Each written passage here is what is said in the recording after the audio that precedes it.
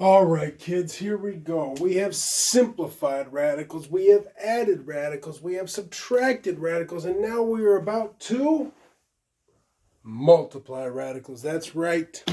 You heard it from me. The next operation that we are going to learn is multiplying radicals, and believe it or not, this one, in my mind, now some things may just be true in my mind only, but in my mind, this is actually a little bit easier. If you can simplify, this one is right up your alley. So here we go. Very simple. It is outside numbers times outside numbers and inside numbers times inside numbers. Then you simplify. So, outside number 3, outside number. If you don't see it for all the things that we've been doing, if you don't see a number, it is 1.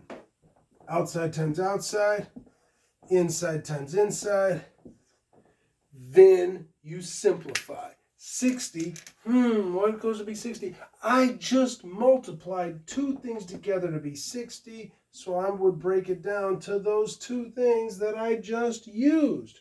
6 is 2 times 3, 10 is 2 times 5, so I've got 2, 2, 3, and 5 inside my radical. I've got a 3 outside my radical. Find pairs, take them out. I got a 2 and a 3 on the outside. 6, I got a 3 and a 5 on the inside. 15, there's my answer. Outside times outside, inside times inside. Simplify your radicals. There's your answer. Number 2. Outside times outside. Negative 4 times 3. Inside times inside. 5 times 15. Let me get at the calculator. 75. Outside times outside. Inside times inside. Break down your radical. 75. I just did 5 times 15 to get there. 5 prime, 3, and 5. So this is negative 12. A 3, a 5, and a 5. 3, 5, and 5. 5s break out. 3 left in. I take the 5 out. There's a 12 out there. Whenever I have something and I take it all out and they're all together, then I just multiply them together. Negative 60 root 3. Outside times outside. Inside times inside. Simplify your radicals. Here we go. A negative times a negative is a, very good, positive. 3 times 2 is 6. 6 times 21, 126. Now, you may ask yourself, what multiplies together equals 126? Don't overthink this, boys and girls. I literally just multiplied two numbers together. Use those two numbers, 6 and 21. 6 is 2 times 3. 21 is 3 times 7. So I've got a 6 on the outside. I've got a 2, a 3, a 3, and a 7 on the inside. Pair of numbers gets out.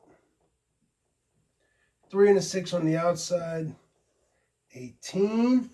And we've talked about this. We've been doing this for 3 days. When there's more than one thing left in, you multiply them both together to get your final answer.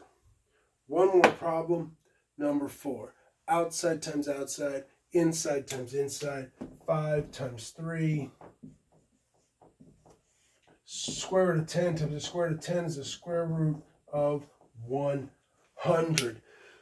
Bells, alarms, and whistles should be going off in your head when you see the square root of 100. That is one of our perfect squares. I've been telling you for 3 days. I really want you to get to the point where you recognize them, you see them, and you don't have to go through this factor tree process. You just know the square root of 100 is, square root of 100 is 10. So this part right here equals 10. So I've got a 15 because that hasn't changed. I got a 10 because the square root of 100 is 10. 15 times 10, 150. All your answers don't have to have a radical. Sometimes when we have perfect squares, comes out to be a whole number, it's okay. Make sure if there is someone in your life who is a real superhero, a first responder, fire, police, EMS, nurse, doctor, someone who's on the front lines of this thing that we're going through, you reach out to them today and just tell them, it sounds cheesy, I know it does. I'm going to call my daughter today. My daughter's a nurse. I'm going to call her and I'm going to tell her how much I appreciate her, how much I appreciate that she's standing on the front lines of this thing. Reach out to someone today. It may seem cheesy to you. It'll mean a lot to them. Could be a parent, could be a cousin, could be an aunt, an uncle, a sister, a brother. Reach out. Let them know how much you appreciate them. Let them know how much you're thinking of them today. And I will talk to you again as soon as possible. Can't wait to see you guys. Take care.